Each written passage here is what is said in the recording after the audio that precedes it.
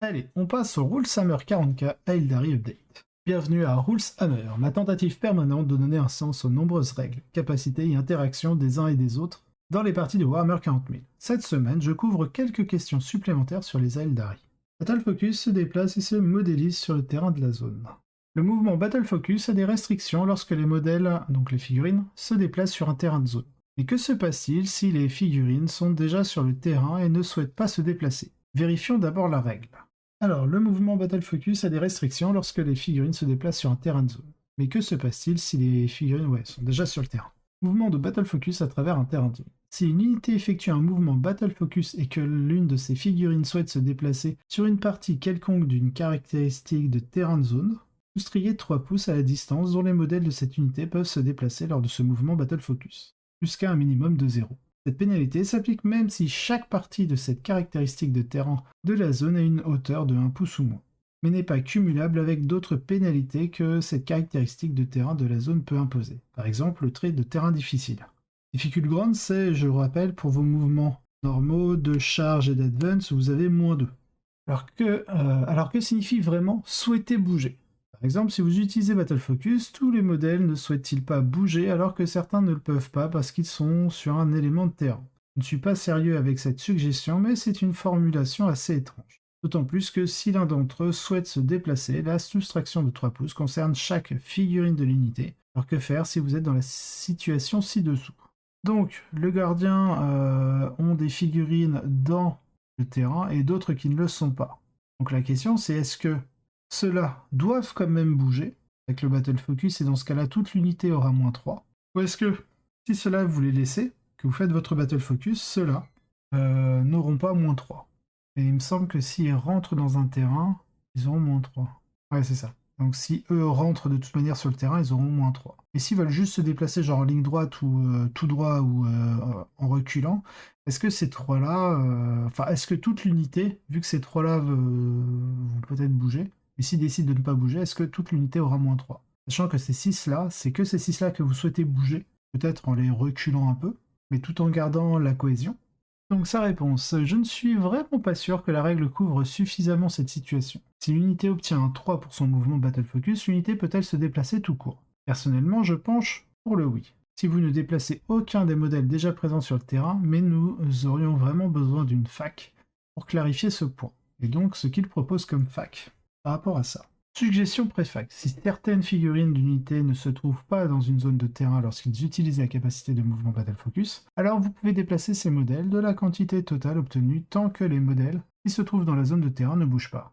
Strand of Fate and the Selectable Keyword Fac. Quelques personnes m'ont posé des questions sur cette fac et sur son interaction avec les Strand of Fate, ou d'ailleurs avec toute autre capacité, toute votre armée.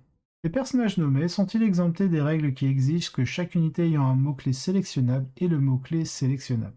Oui, bien que les personnages nommés puissent avoir les mots-clés de sous-faction, ceux-ci sont généralement prédéterminés et non sélectionnés par le joueur, c'est-à-dire qu'ils ne sont généralement pas présentés entre les crochets angulaires. La réponse courte est non. Cette fac ne concerne pas les règles qui donnent à une armée une capacité pour tous ceux qui partagent un mot-clé. Elle concerne les règles qui exigent qu'une armée ait tout le même mot-clé sélectionnable. Strand of Fate n'exige pas ou n'impose pas qu'ils soient tous identiques. Il récompense le fait d'avoir le même Craft World. Toutes les unités avec la capacité Strand of Fate doivent être tirées du même Craft World, pour dire qu'il exige que tous les mots-clés sélectionnables soient les mêmes. Alors qu'en tant que toutes les unités de l'armée d'un joueur qui ont les mots-clés de faction sélectionnables, c'est-à-dire des mots-clés de faction, présentés entre des crochets angulaires qu'un joueur sélectionne lorsqu'il ajoute des unités à son armée, doivent toutes avoir les mêmes mots-clés sélectionnables. Ouais, là c'est un peu de la 1-1 intellectuelle, n'est-ce pas? Cette règle du GT 2022 d'Ashmount exige qu'ils soient tous identiques, le mot-clé étant doit, donc c'est must en anglais. Cela ne permet donc pas à une armée d'inclure l'incarne dans une autre armée de Craftworld et de conserver Strand of Fate. Donc là on passe du côté Harlequin avec le Mirror Architect et le Solitaire. Au niveau de la question. Si j'ai une troupe d'Harlequin avec un Shadowseer Architect miroir et un Solitaire debout au milieu d'eux, est-ce que la troupe peut protéger le Solitaire avec le Cire de la Vigie? Ou est-ce que Architect miroir signifie qu'il compte comme la figurine la plus proche, même s'il n'est pas réellement le modèle le plus proche? Ah oui, ok. Ok, je vois, effectivement. Je pense qu'aussi étrange que soit cette interaction, la réponse actuelle est oui. Mais regardons pourquoi. Ce que fait l'architecte des miroirs est un bon point de départ. Donc le miroir architecte, c'est une aura. Tant qu'unité amie Saïdad se trouve, donc Harlequin, se trouve à moins de 6 pouces de ce modèle, chaque fois qu'une unité ennemie est sélectionnée pour tirer, lors de la mesure de la portée de n'importe quel modèle de cette figurine, enfin de cette unité, Saïdad, ce modèle de cette unité est considéré comme étant à 6 pouces supplémentaires du modèle qui tire. Ainsi, dans un scénario normal de type Attention Messire, une unité de troupes serait capable de protéger un personnage comme les Marines dans ce diagramme ci-dessous qui protège un bibliothécaire. Donc là, on peut voir que le bibliothécaire n'est physiquement pas le plus proche par rapport aux Marines. Cependant, si le solitaire se met à portée de cette unité de troupes alors qu'il mesurera la portée vers eux pour tirer, votre adversaire les considérera comme étant 6 pouces plus loin. Cela irait si le personnage qu'il protège était également affecté par l'aura. Cependant, les solitaires n'ont pas le mot-clé Saidas. Donc, alors que l'unité de troupe compte maintenant comme étant plus loin, un solitaire ne le fera pas. Ce qui en fait potentiellement le modèle ennemi le plus proche et supprime la protection de Lowcutser.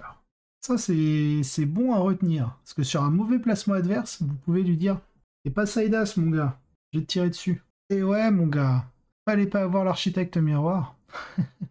Throne of Fate, Luck of the Laughing God et Exclusion manquante. Ces deux capacités comportent des exclusions assez claires. Si toutes les unités de votre armée ont le mot-clé Azuriani et proviennent du même monde, à l'exception des modèles avec les mots-clés Anrath ou Unaligned, alors au début de chaque round de bataille, vous pouvez faire un jet de Strand of Fate. Voilà. Il manque à Strand of Fate une exclusion qui vous permettrait d'ignorer les unités de Phoenix Lord pour ce test. Je dis qu'il est évident que cela manque parce que Azurmen, Baros, Wigan, Genzar, etc. ont tous Strand of Fate comme capacité sur leur fiche technique. Si leur inclusion avait pour but de briser Strand of Fate, ils n'auraient pas cette capacité. Suggestion préfac, jouez comme si Phoenix Lord était inclus avec Unwrath dans la liste des unités à exclure du contrôle, tirées du même monde artisanal. Le même problème existe pour Luck of the Laughing God et Solitaire. Si toutes les unités de votre armée ont le mot-clé Harlequin et effectuent le même Saidas, à l'exception des unités ayant le mot-clé Unaligned, c'est juste les solitaires, mais comme les Seigneurs Phoenix et Strand of Fate, ils ont la chance du Durilleur sur leur fiche technique. Suggestion préfac, jouez comme si les unités solitaires étaient exclues du test, même Saidas, pour la chance du Durilleur. Et enfin, vu que l'article est terminé, plus des réponses sur les Aeldari sont disponibles dans l'article complet de Ruleshammer 40 Aeldari ici. Je vous mettrai le lien en description. Vous avez des questions ou des commentaires, vous avez une question sur les règles à laquelle vous voulez une réponse, envoyez-nous un mot dans les commentaires ci-dessous, posez une question dans notre formulaire Ruleshammer, ou rendez-vous sur reddit/r/Ruleshammer, donc c'est le subreddit, pour en discuter. Ok, donc on voit quand même qu'on peut punir certains positionnements laborieux en Harlequin avec l'architecte miroir et le solitaire par rapport à la règle de Locutser. Quelques fioritures au sujet du Strand of Fate, ça c'est bien grave, et on a un sujet de discussion quand même sur le Battle Focus qui peut être intéressant.